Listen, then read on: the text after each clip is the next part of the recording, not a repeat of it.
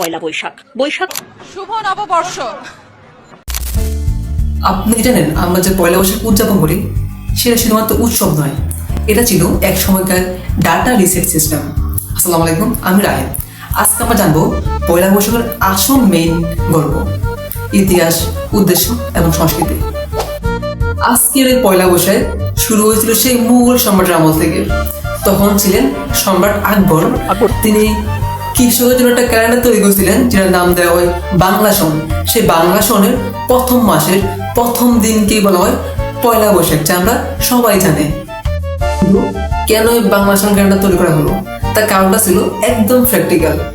আগেকার সময় খাজনা আদায় করা হতো ক্যালেন্ডার ভিত্তি করে, কিন্তু তখন যে ক্যালেন্ডার ইউজ করতো তা ছিল চন্দ্র বা চন্দ্রভিত্তিক ক্যালেন্ডার।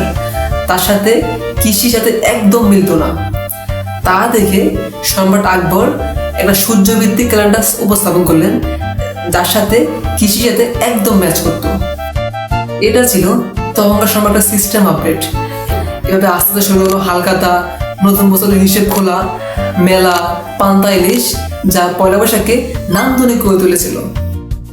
এখন যেমন আমরা আমাদের নতুন বছরের রেজলিউশন সেট করি, ঠিক তেমনই পয়লা বৈশাখ ছিল এমন একটাই অ্যানুয়াল রিসেট বাটন, যেখানে মানুষ তাদের পুরনো হিসেব মিটিয়ে নতুন বছরের যাত্রা শুরু করে।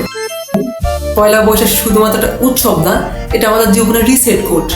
আমরা আমাদের পুরনো সব হিসেব ঠুকিয়ে নতুন স্বপ্ন দিয়ে আবার শুরু করতে পারি। সবাইকে শুভ নববর্ষ।